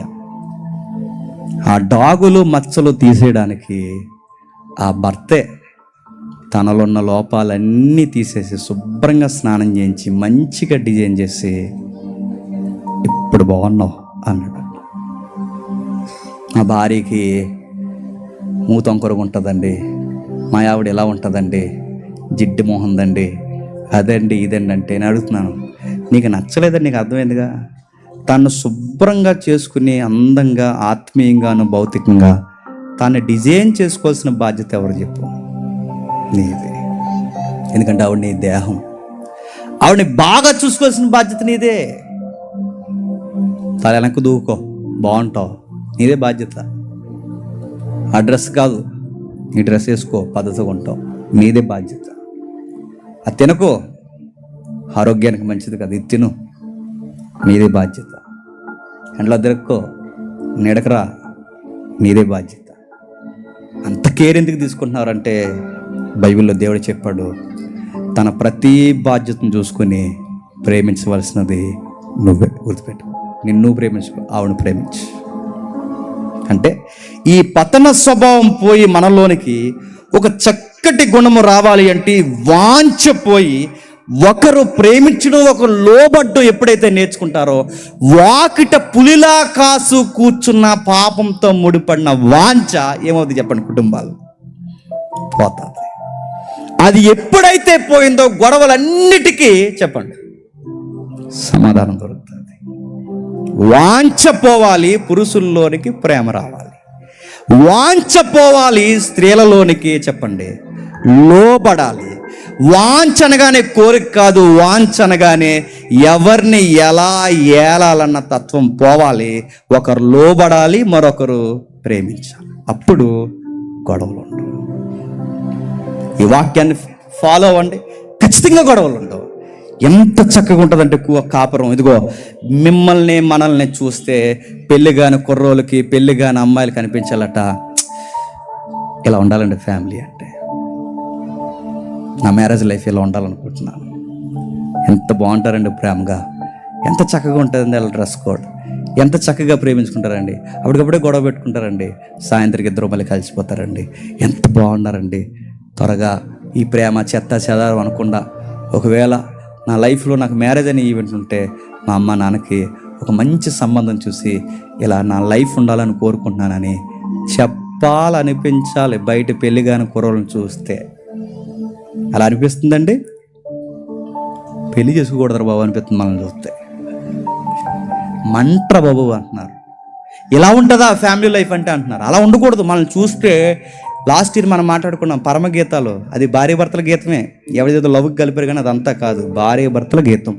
ఆ పరమగీతాలు చదివినప్పుడు మీరు అబ్జర్వ్ చేస్తారు లేదో, ఆ పెళ్లి కాని అమ్మాయిలకి ఆ సోలమతి చెప్తుంటుంది ఏమనంటే, కంగారు పడకండి, ఇంత బ్యూటిఫుల్ లైఫ్ మ్యారేజ్ అయితే మీకు కూడా ఉంటుందని ఆ సోలమతి తన భర్త ఇద్దరు బయట వాళ్ళకి ఆ పెళ్లి కాని పిల్లలు చూపించారు. ఇదిగో మాలా మీ లైఫ్ ఉంటుంది, మీరు కాళ్ళు కడ జారకండి అని చెప్పారు. అక్కడ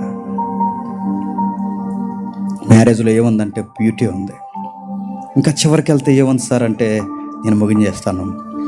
భార్య లోబడాలి, భర్త ప్రేమించాలి, నెక్స్ట్ పిల్లలు విధేయులై ఉండాలి. ఎఫెసీ పత్రిక 6వ అధ్యాయం 1వ వచనం కిందకి చూడండి.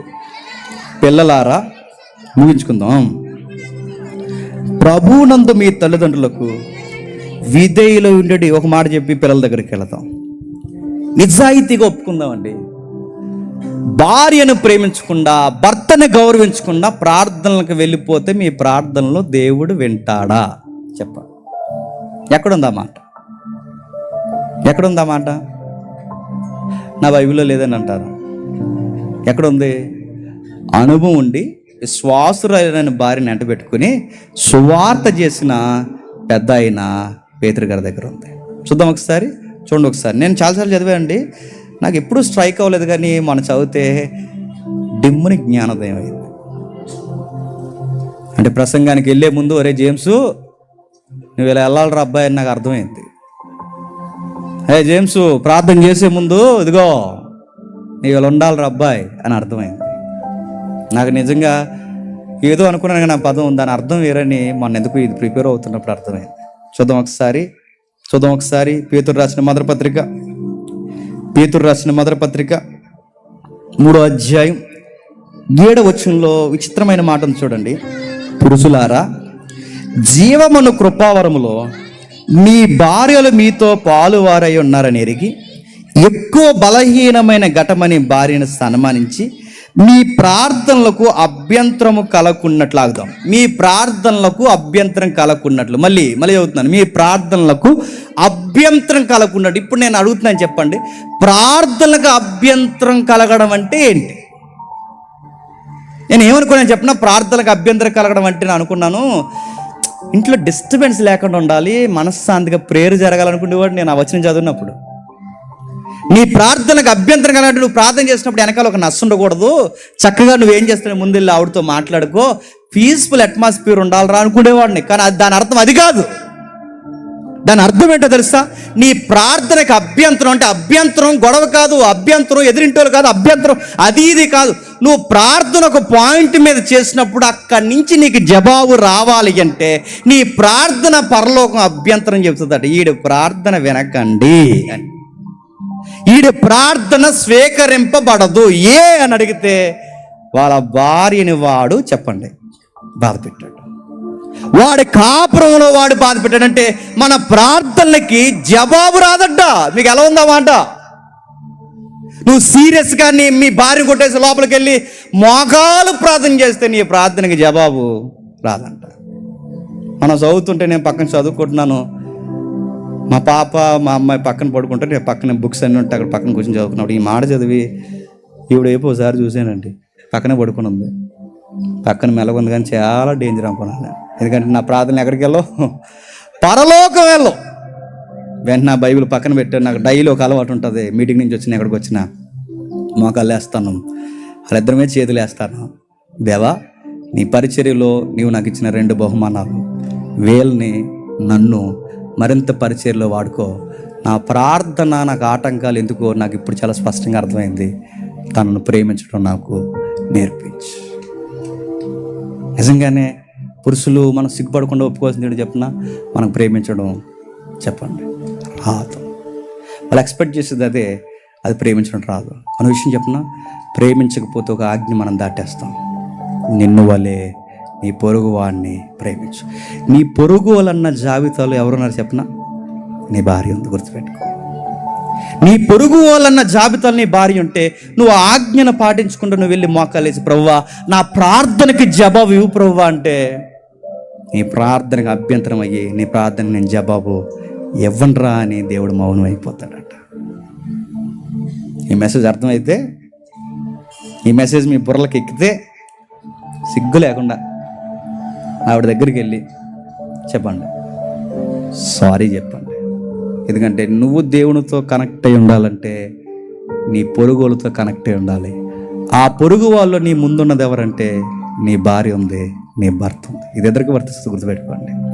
ఇది కనుక మీరు చేయకుండా మేము దేవుని సేవ సెమినార్లో తయారు చేసి టెంట్ల కాడ పీకేస్తామండి అంటే నేను పీకేస్తాడు, గుర్తుపెట్టుకో. మేము దేవుని సేవ చేస్తామండి, మా ఆవిడని మాత్రం ప్రేమిస్తుందంటే ఎవడ కావాలరా నీ బోర్డు పరిసరియా అని అడుగుతాడు. ముందు ఆవిడని ప్రేమించు. పిల్లలకి ధర్మశాస్త్రంలో ఒక మాట ఉందట, వచనం చదవండి, మొదటి వచనం 6వ అధ్యాయం ముగించేసుకుందాం. పిల్లలారా, ప్రభువునందు మీ తల్లిదండ్రులకు విధేయులై ఉండుడి, ఇది ధర్మమే. మీకు మేలు కలిగినట్లు నీ తల్లిని తండ్రిని సన్మానించు. నేను ఎప్పుడో చెప్పాను, మళ్ళీ ఒకసారి చెప్పి నేను ముగిస్తాను. నరహత్య చెయ్యొద్దు నాకు ఆజ్ఞ ఉంది. చేయలేదనుకోండి ఏం జరుగుతుంది చెప్పండి? ఏమైనా వస్తుందండి? నరహత్య చేయలేదండి ఏమైనా వస్తుందా? మామూలుగా పరలోకం విషయంలో వదిలేయండి, భూమి మీద నరహత్య చేయలేదు ఏమైనా వస్తుందా? అంతేం కనబడదు. అబద్ధం ఆడొద్దు అన్నాడు, అబద్ధం ఆడలేదు, ఏమైనా వస్తుంది? ఇప్పుడు ఏమైనా ప్రాపర్టీ ఏమైనా వస్తుందా? రాదు. దొంగిలించొద్దు, దొంగిలించలేదు, ఏమైనా ప్రాపర్టీ వస్తుందా? ఈ ఆజ్ఞల ప్రతిఫలం కనబడుతుంది లేదో నాకు తెలియదు, కానీ మా జీవితం మాత్రం మనశ్శాంతిగా ఉండొచ్చేమో. కానీ ఒక ఆజ్ఞ మాత్రం పాటిస్తే నీకు అన్నీ కలిసి వచ్చేస్తాయంట. ఆ కలిసి వచ్చేది ఏంటి చెప్పండి? మీ తల్లిదండ్రులను చెప్పండి సన్మానించండి. చెప్పిన 10 ఆజ్ఞల్లో ఏ ఆజ్ఞ నీకు ప్రతిఫలం వస్తుందో తర్వాత విషయమేమో, కానీ అర్జెంటుగా చెప్పిన 10 ఆజ్ఞలు ఒక ఆజ్ఞ నువ్వు పాటిస్తే, ఇదిగో నీ తల్లిదండ్రులకు నువ్వు ప్రేమించి వారిని గౌరవించి, బాగా వినాలి, వారిని సన్మానిస్తే ఏముందో చెప్పనా? చెప్పండి. నీకు ఆయుస్సు బాగుంటుందట. నెక్స్ట్ నీకు మేలు జరుగుతుంది. నువ్వు చదువుకునే బిడ్డవైతే నీ చదువు వర్ధిల్లుతుందట. నువ్వు కష్టపడి ఉద్యోగం చేసుకుంటున్నవాడు అయితే నీ తల్లిదండ్రులను విధేయత చూపించి ప్రేమిస్తున్నావు కనుక నీ కష్టంలో ప్రతిఫలాలు వస్తాయట. తల్లిదండ్రులను ఇబ్బంది పెట్టిన వాడి కొడుకులు కూతుర్ల జీవితాలు చెప్పండి కొలాప్స్ అయిపోతాయట. గుర్తుపెట్టుకో, అది మెల్ల కనబడే ఆజ్ఞ కాదు. అది నీ చదువు, నీ లైఫ్లో సక్సెస్ ఎందుకు అవ్వలేకపోతున్నాయి చెప్పనా? ఇంట్లో నీ వల్ల ఏమైనా మీ పేరెంట్స్ ఏడుస్తున్నారేమో చెక్ చేసుకో. జీవితం ఎదగలేవు, వాళ్ళగానే వెనకాల ఏడ్చారంటే వాళ్ళు ఏడకూడదు. సన్మానించడం పెద్ద సాల్వ తెచ్చి, సాయంత్రం వచ్చేటప్పుడు పొగోడి తెచ్చి, సాయంత్రం వచ్చేటప్పుడు వాళ్ళకి ఏది సన్మానించడం అంటే వాళ్ళకి ఇవ్వాల్సిన గౌరవాన్ని ఇవ్వు, ఇవ్వాల్సిన సమయాన్ని ఇవ్వు, వాళ్ళతో మాట్లాడు, ఆ గౌరవాన్ని చూపించు. వాళ్ళని ఎప్పుడు ఏమి అనకో. ఎందుకంటే దేవుడు చెప్పాడు, వాళ్ళు నవ్వుతూ ఉంటేనే నీ లైఫ్ నవ్వుతూ ఉంటుంది. ఇప్పుడు చెప్తున్నాను, ఇది భార్య భర్తలోకి తీసుకురండి. ఇప్పుడు మీ ఇద్దరు పిల్లలైన మీకు పెళ్ళిళ్ళు అయినాయి. ఇప్పుడు అటువైపు తల్లిదండ్రులు ఉన్నారు, ఇటువైపు తల్లిదండ్రులు ఉన్నారు. ఈమె తల్లిదండ్రుల్ని ఈయన బాధ పెట్టినా, ఈయన తల్లిదండ్రుల్ని ఈవిడ బాధ పెట్టినా ఎవరి కాపురం కుదురుంటుందని చెప్పండి? నీకేది కలిసి రాదు. నేను చెప్తాను, మీకేది కలిసి రాదు. మీరు ఫైనాన్షియల్గా బాగోరు, హెల్త్ విషయంలో బాగోరు, మీ పిల్లల విషయంలో బాగోరు, ఏది బాగోదు. ఎందుకంటే మీ వెనకాల తలకాయల్ని మీరు ఏడిపిస్తున్నారు. పెంట అయిపోతాయి మీ కుటుంబం. సన్మానించండి. ఈమె తల్లిదండ్రులు ఆయన గౌరవించాలి, ఆయన తల్లిదండ్రులని వీళ్ళు గౌరవించాలి. ఒకవేళ వాళ్ళ నిర్ణయాలు బాగోకపోతే మీ ఇద్దరు మాట్లాడుకోవాలి. వద్దు, వాళ్ళ అన్ని విషయాలు ఇన్వాల్వ్ అవ్వకూడదు, జాగ్రత్త అని చెప్పుకోవాలి. మీరు కలిసి ఉండాలి. అంతేగాని వీళ్ళని బాధ పెట్టేలా, వాళ్ళని అనేసి వాళ్ళని బాధ పెట్టి, వీళ్ళ బాధ పెట్టి, వాళ్ళు మా ఇంటికి వచ్చారని మీ ఇంటికి రా, మీ ఇంటికి వచ్చి ఇలా షరతులు పెట్టుకున్నారనుకోండి, దేవుడు కూడా షరతు పెడతాడు. తల్లిదండ్రులను సన్మానించిన ఈ దంపతుల్ని, ఈ పిల్లల్ని నేను చెప్పండి దీవించినట్టు. కింద ఒక మాట అంతా ముగించేస్తాను. ఇది వాగ్దానములతో కూడిన, ఇదే సందర్భాన్ని కొలసీ పత్రికలో రాసే చూడండి, 3వ అధ్యాయం 21వ వచనం. 3వ అధ్యాయం 21వ వచనం. తండ్రులారా మీ పిల్లల మనసు కృంగకుండినట్లు వారికి కోపము పుట్టించకడి. పిల్లల మనసులు ఏమవుతాయట? భర్త ఎలా ఉండాలో తెలిసింది, భార్య ఎలా ఉండాలో తెలిసింది. ఇప్పుడు నెక్స్ట్ ఎవరు చెప్పండి? మనం ఎదగాలి అంటే తల్లిదండ్రులకు సన్మానించడం తెలిసింది. ఇప్పుడు మళ్ళీ పేరెంట్స్ చెప్తున్నాడు, మీ పిల్లల్ని కృంగనివ్వకండి. అంటే దాని అర్థం ఏంటో చెప్పనా? వాళ్ళకి ఇరిటేషన్ చేయకండి. పిల్లలకి అదో రకమైన మనసు ఉంటుందండి, చాలా త్వరగా అలా ఎప్పుడు అలా బాడీలో వ్యక్తీకరిస్తుంటారు చూసారా, అంటుంటారు చూసారా. మా చిన్నపిల్ల ఉందని నిన్న తనకు అడిగింది ఏమైనా ఇవ్వలేదు అనుకోండి, అలా బిగించేది. దీనికి ఈ లక్షణాలు ఎలా వచ్చినాయి అనుకుంటాను నేను. ఎలా బిగించే నడిచేస్తుంది గట్టిగా. అలా అదో రకంగా అయిపోతారన్నమాట. వాళ్ళు వద్దన్నది బాగా వినండి, వాళ్ళకి వద్దన్నది వాళ్ళు చేయమన్నది మనం చేయకపోతే అదో రకంగా అయిపోతారు. అయితే మనమేమంటాం? ప్రార్థన చేయమంటాం, మనమేమంటాం హల్లెలూయా చెప్పమంటాం, మనమేమంటాం మోకాళ్ళు వేయమంటాం, మనమేమంటాం బైబిల్ చదవమంటాం. వాళ్ళకి ఎలా ఉంటుంది? ప్రార్థన చేయాలనిపిస్తుంది. వాళ్ళకి ఎలా ఉంటుంది? బైబిల్ చదవాలనిపిస్తుంది. మరి వాళ్ళు బైబిల్ చదవాలంటే, వాక్యం చదవాలంటే మనం సీరియస్ చెప్తాం, బైబిల్ చదవ అంటాం. చదువుతారా? మొగలే అంటాం. వేస్తారా? ఈ విమానం వచ్చేది ఏమనుకుంటున్నా అంటే వేస్తారా? తిట్టుకుంటూ వేస్తారు, ఏడుస్తూ వేస్తారు, డిప్రెషన్కి వెళ్ళిపోతారు. మా నాన్న ఇంటి కూడా ఉంటే బుర్ర తింటాడండి బైబిల్ ప్రార్థన అని. మరి ఎలా? పాస్టర్ గారు బలి చేశారట, కుదురుతో సరదా కొంచెం మాట్లాడాడట, స్కూల్లో విషయాలన్నీ మాట్లాడాడట. అలా డాడీ ఇలా డాడీ, డాడీకి ఎలా కబుర్లు చెప్తుంటారు ఈ ఆడపిల్లలు. అలా డాడీ ఇలా డాడీ, అది డాడీ, స్కూల్ ఎలా జరిగింది డాడీ. మొన్న ఒక వీడియో చూశాను, ఆ వీడియోలో ఆ పిల్ల ఎన్ని కబుర్లు చెప్తుంది వాళ్ళ నాన్నకి. ఆ స్కూల్లో పండుగని నేను ఏం చేసాను తెలిసి ఈరోజు ఏం చేసా, ముద్దుమే కొట్టేసానేదామని కొట్టేసావా అంటున్నాడు వాళ్ళ నాన్న. వాళ్ళ నాన్న చాలా పెద్ద ఆఫీసరు. ఆ పిల్ల చెప్పే మాటలన్నీ ఓపికగా అంటున్నాడు, అన్నీ ఓపికగా అంటున్నాడు. పిల్లలు ఏం చెప్తున్నారు వినండి, సరదా కూర్చోండి, టైం గడపండి, అప్పుడు అనండి నిద్ర వస్తుందా డాడీ అని. నిద్ర వస్తుందని అయితే నిద్రపోయే ముందు చిన్న ప్రార్థన చేసుకుని పడుకుందామే అని. అలాగే డాడీ అంటుంది. అలా కాకుండా హేయ్ పోతులో పడుకుని పరం చేయి అనంటే చేస్తుందా? చేయదు.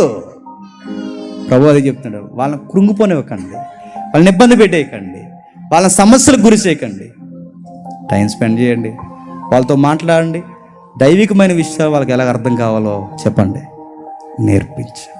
బలవంతంగా రుద్దేరో మొండోలు అయిపోతారు, ప్రేమతో లోబడ్డం నేర్పించారో చెప్పండి, మీ పిల్లలు ఎదిగే సేవకులు అవుతారు. గుర్తుపెట్టు.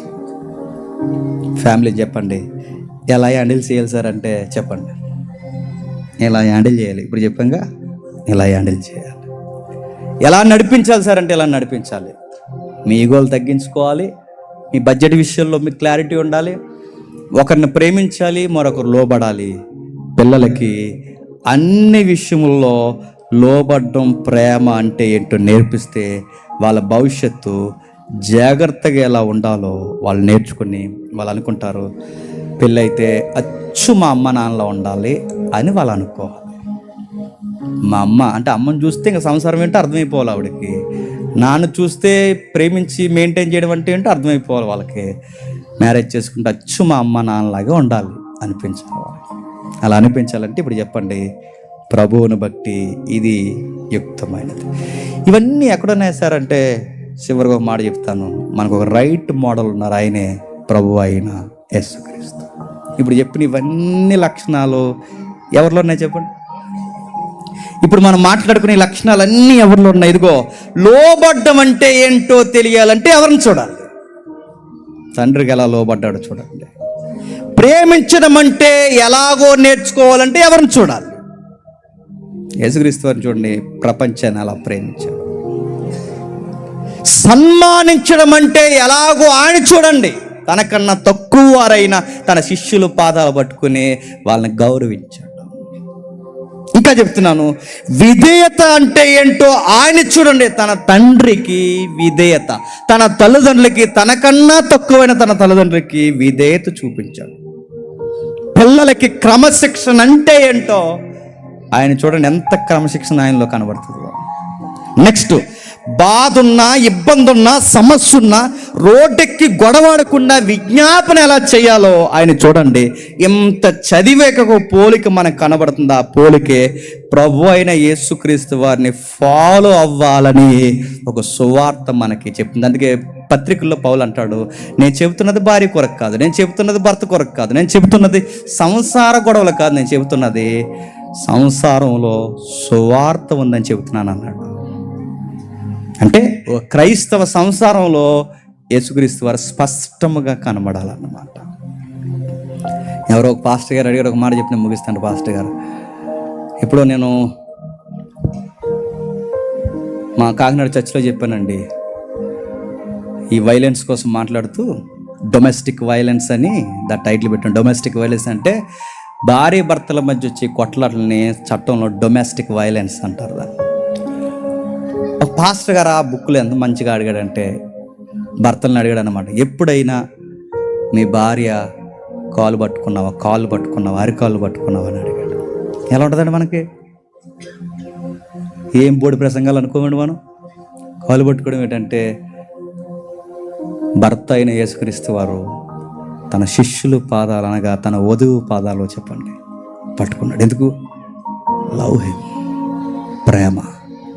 తన భార్య అయిన సంఘం పాదాలు ఏం చేశాడట? పట్టుకున్నాడట. ఇప్పుడు పాదాలు పట్టుకున్నాను ఎగ్జాక్ట్ ప్రాక్టికల్గా పాదాలుగా నడుచుకున్నారు కనుక అంటే అంతగా చెప్పండి తగ్గాలి. అందుకే మనకు రైట్ మోడల్ ఎవరు చెప్పండి? యేసుక్రీస్తు. ఏంటి ఎవరి దగ్గర తగ్గినా తగ్గకపోయినా పర్లేదు, కానీ ఒకరి దగ్గర మనం తగ్గాలి. చెప్పండి, ఎవరు చెప్పండి? నీ లైఫ్ పార్ట్నర్.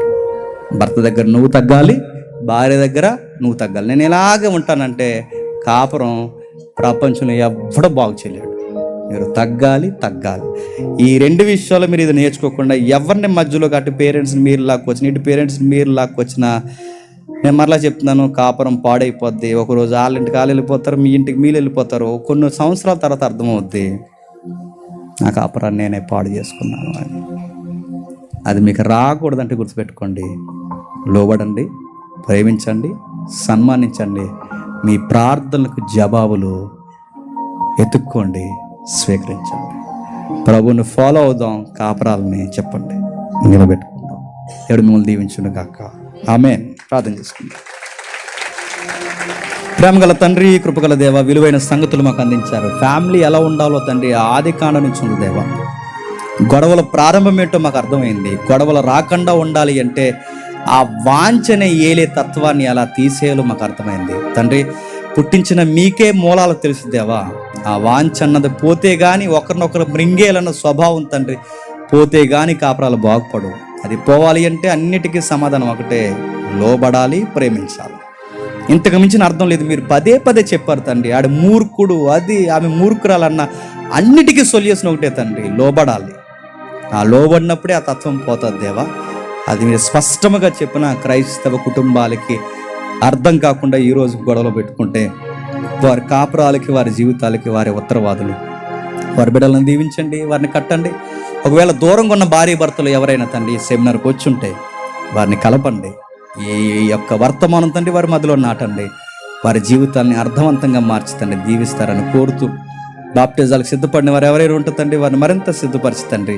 బాప్టిజాలు పొందని వారు ఎవరైనా ఉంటుందండి రాజ్యంలోనికి ఆహ్వానిస్తున్నారని తండ్రి వారిని నిలబడి ఈ చివరి రోజు తండ్రి విలువైన మాటలు తండ్రి మరొకసారి సాయంకాలం వరకు కూడా మాతో మాట్లాడతారని కోరుతూ అందరినీ మీ చేతులకు అప్పగిస్తూ క్రీస్తునామని ప్రార్థన సమర్పిస్తున్నాం తండ్రి. ఆమేన్, ఆమేన్.